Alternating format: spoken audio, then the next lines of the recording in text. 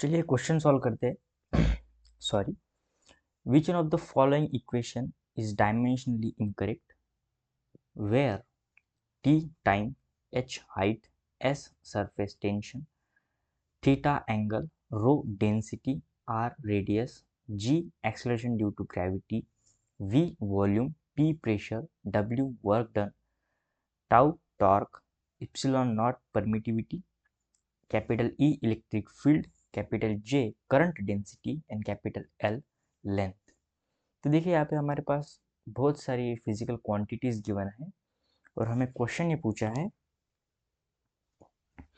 कि जो ऑप्शन में 4 क्वांटिटीज है उनमें से कौन सा ऑप्शन रॉन्ग है, इनकरेक्ट ऑप्शन है, वो पूछा है। तो आइए इसे सॉल्व करते हैं। सबसे पहले ए देखते हैं।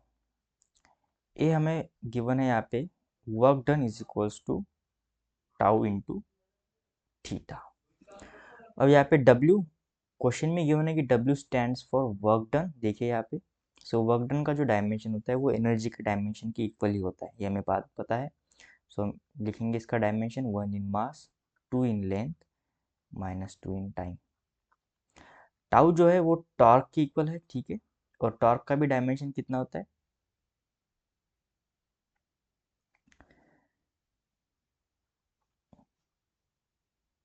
1 इन मास। जो टॉर्क का भी डायमेंशन एनर्जी के डायमेंशन के इक्वल ही होता है, 2 in length, -2 in time.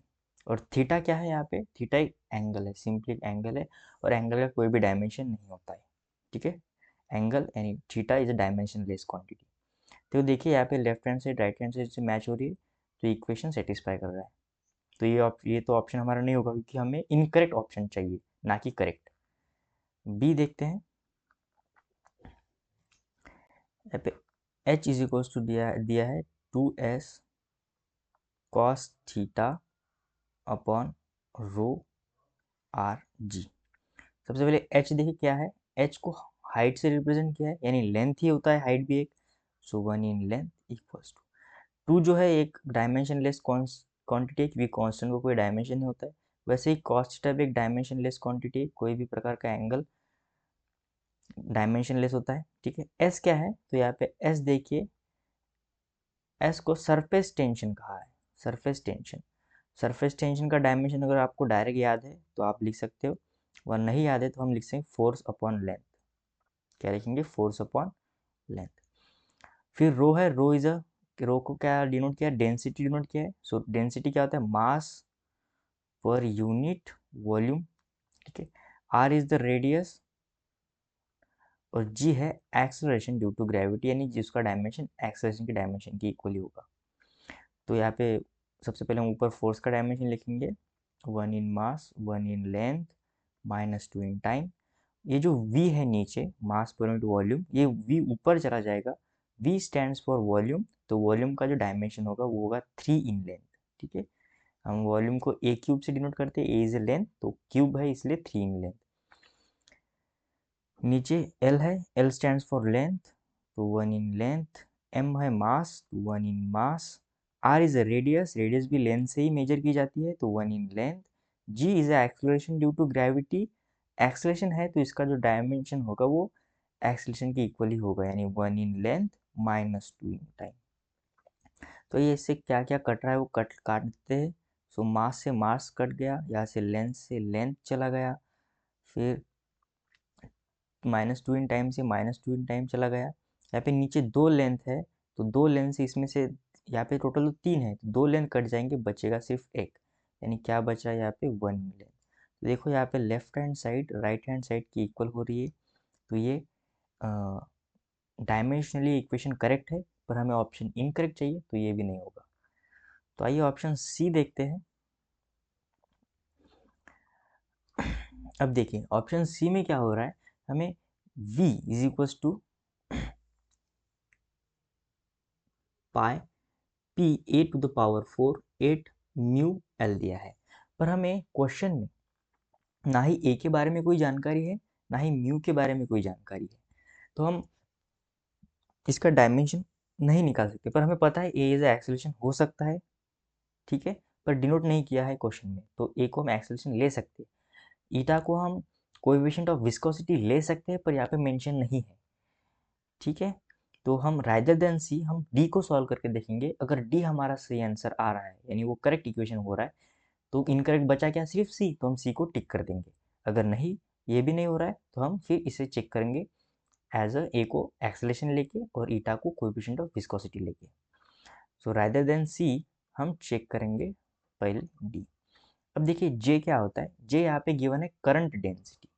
Current density यानी क्या, अब यहाँ पे ये मत कीजिए करंट डिवाइड बाय वॉल्यूम। अगर डेंसिटी टर्म आता है तो हमारे माइंड में यही आता है कि किसी भी फिजिकल क्वांटिटी के साथ डेंसिटी वर्ड जुड़ा है तो हम उसको वॉल्यूम से डिवाइड कर देते हैं, पर ऐसा नहीं होता है। करंट डेंसिटी एक एक्सेप्शन केस है। तो यहाँ पे हमें करंट डेंसिटी को J इज इक्वल्स टू, सबसे पहले हम इक्वेशन लिख लेते हैं, कन्फ्यूजन ना हो। J इज इक्वल्स टू है epsilon del E by del T.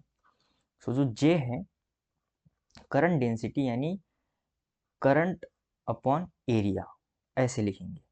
तो करंट का होता है 1 इन एम्पियर और एरिया है 2 इन लेंथ, ऊपर जाएगा तो -2 इन लेंथ, ठीक है।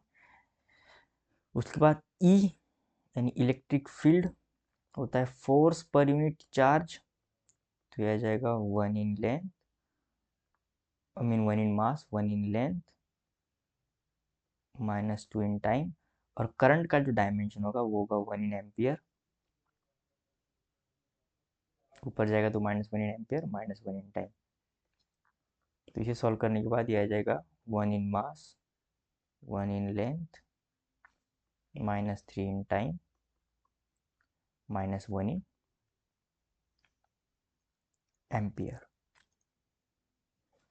ठीक है। तो ये तो आ गया इलेक्ट्रिक फील्ड का। डी बाई डी टी, नीचे टाइम है तो टाइम तो हमें पता ही है, इप्सिलॉन हमें पता नहीं है। तो हम इप्सिलॉन का फार्मूला देखिए, जो दो चार्ज के बीच में जो फार्मूला होता है, यानी दो चार्ज के बीच में जो फोर्स होता है, उसे हम लिखते हैं force is to 1/4 pi epsilon naught Q1 Q2 by R square. यहाँ से मैं एप्सिलॉन का डायमेंशन निकाल सकता हूँ। Q1 Q2 को मैं यहाँ पे क्यू स्क्वायर से डिनोट करूँगा। ये फोर्स नीचे आ जाएगा, फोर्स इंटू आर स्क्वायर। 4 पाई का कोई भी डायमेंशन नहीं होता है, इसलिए हमने उसे नहीं लिया। क्यू का डायमेंशन होता है 2 in ampere 2 in time, square है इसलिए 2 in ampere 2 in time. Force आ जाएगा 1 in mass 1 in length -2 in time, आर यानी 2 इन लेंथ। तो जब मैं इसे सॉल्व करूँगा तो आ जाएगा -1 in mass -3 in length 4 in time 2 in ampere. तो अब हमें इप्सिलॉन का पता है, ई का भी पता है, टी का भी पता है। तो हम इसे इस डी की इक्वेशन में पुट करेंगे और देखते हैं ये सॉल्व होता है क्या। तो सबसे पहले हम इसे थोड़ा छोटा कर लेंगे ताकि थोड़ी जगह बन जाए।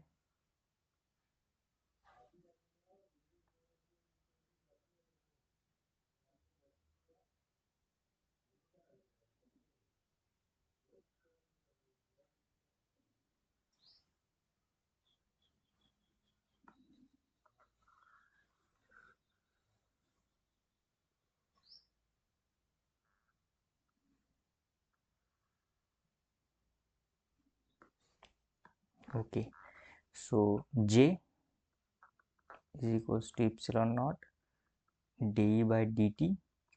सो जे का तो हमें डायमेंशन पता चल गया है, 1 in ampere -2 in length. Epsilon का है -1 in ampere -3 in length 4 in time 2 in ampere. E का डायमेंशन क्या है अब यहाँ पे, 1 in mass 1 in length -3 in time -1 in ampere divide by T का डायमेंशन है 1 इन टी। देखिए ये -1 मास ये +1 मास कैंसिल हो गया, पावर तो पावर की एडिशन हो गई उनकी।